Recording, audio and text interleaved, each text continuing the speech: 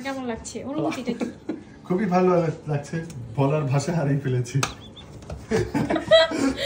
ভাষা হারিয়ে তো হবে না, বুঝাই দিতে হবে। 2024 তো শেষ হয়ে যাচ্ছে, সো আমি কি জানি কথাটা।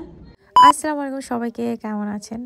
অনেক ঠান্ডা, মানে সুইডেনে প্রচুর শীত, কিছুদিন পরে হয়তো স্নো পড়বে। তো খুব ভোরবেলা আমরা যাচ্ছি আজকে ব্রেকফাস্ট করতে। আর এদিকে ক্রিসমাসের সাজানো, মানে একটা হোটেল আসলে ওরা কিভাবে সাজায় এটাও দেখবো আজকে এই ব্লগে। তো আজকে ছোট্ট একটা ব্লগ শেয়ার করবো। আর এটা একটু বলে রাখি যে আপনারা তো সবসময় শেয়ার করে থাকেন ছোটবেলার বন্ধু, কলেজ ফ্রেন্ড বা থাকে না চাইল্ডহুড ফ্রেন্ড, কিন্তু কেউ কিন্তু কখনো এটা নিয়ে ভিডিও করা হয় না বা বলে না যে অ্যাব্রডে এসে কেউ কারো বন্ধু হয়েছে এবং এই বন্ধুত্ব দেখে একদম হিংসা হবার মতো। আল্লাহ না করুক কারো যেন নজর না লাগে আমার হাজবেন্ডের বন্ধুত্বের। কাবির ভাইয়ের সাথে সাকিবের বন্ধুত্ব, মানে পরিচয়টা হয়েছিল সুইডেন আসার পরপরই। তারপরে ওরা অন্য একটা শহরে ছিল, সেখানে ওদের মোটামুটি একটা স্ট্রাগলিং পিরিয়ড পার করতে হয়েছে একই সাথে। তারপরে তারা চলে আসে গোথেনবার্গে এবং এখানে এসেও আসলে একটা স্ট্রাগলিং পার্টের মধ্যেই গিয়েছে। আলহামদুলিল্লাহ যখন মোটামুটি দুজনই একটু স্টেবল হয়েছে, একটু স্ট্যাবলিশ হয়েছে, তখন দুজন চলে গেছে দুটি শহরে। তারপরেও ওদের বন্ধুত্ব, তারপরে ওদের মায়া ভালোবাসা একজন আরেকজনের প্রতি, মানে কোনো জিনিসই কমে নাই। মাশাল্লাহ মাশাল্লাহ, সেটা দেখে আমি অনেক অবাক হই। দেখা যায় আমরাও যাই বোরাসে, মাঝে মাঝে ভাইয়ারা বোরাসে থাকে বা তারাও আসে আমার বাসায়। সো এই তো, আর আসার পরে কি করব আসলে, আমাদের তো এই পরিচিত শহর সবই একই রকম, তাই চিন্তা করলাম আমরা একটু ব্রেকফাস্ট করে আসি কোথাও থেকে। তারপর আমরা ইমাজিনে চলে আসলাম, মানে এটা গোথিয়া টাওয়ার্সের 29th ফ্লোরে। এবং আপনারা দেখেছেন আমি আমার নানা নানিকে নিয়ে এসেছি এখানে, বাবা মাকে নিয়ে খেতে এসেছি, যেই আসে তাকে নিয়ে আসি। তো ভালোই লেগেছে, তারা খুব এনজয় করেছে ব্রেকফাস্টটা মাশাল্লাহ, এবং আমরাও এনজয় করেছি। আর আমি তো অনেক আসি, তো এদিকে বন্ধুত্বের, মানে বন্ধুদের নিয়ে ভিডিও করছিলাম, দেখলাম আসলে সবাই তো সবার সাথে কমফোর্টেবল হয় না।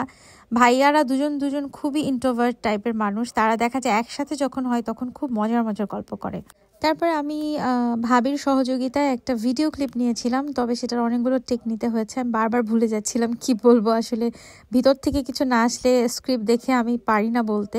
তারপরে আমরা চলে আসলাম একটা কি বলবো, এটা একটা এশিয়ান শপ, বা এশিয়ান আসলে বললে ভুল হবে, এটা একটা টার্কিশ শপ, মানে অ্যারাবিক শপ। সো এখানে আসার পরে দেখলাম অনেক কিছু। আর আজকে এসেছি, আমার হাজব্যান্ড কাবুলি পোলাও রান্না করবে, এবং সেই পোলাওটা রান্না করতে এক ধরনের চাল লাগে, সেই চালটা ছাড়া আসলে এটা হয় না।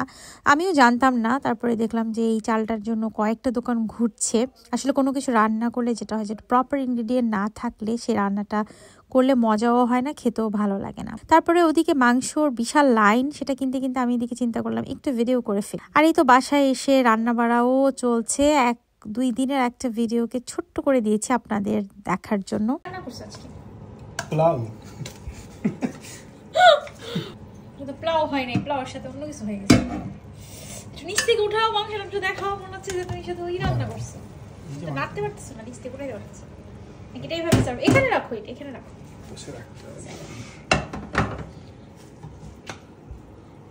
কার জন্য রাঁধছো? কাবির ভাইয়ের জন্য?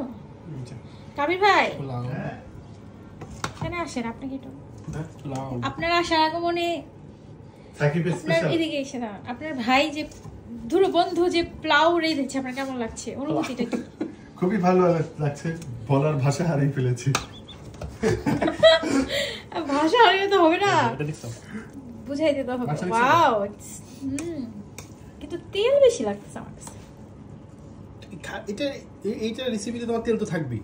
আচ্ছা তো নাকি এটা পানি, তো কিছু বুঝতেছি না। তুমি দেখ তেলটা একটু হাওয়ায় মিলিয়ে দেবে। ওকে,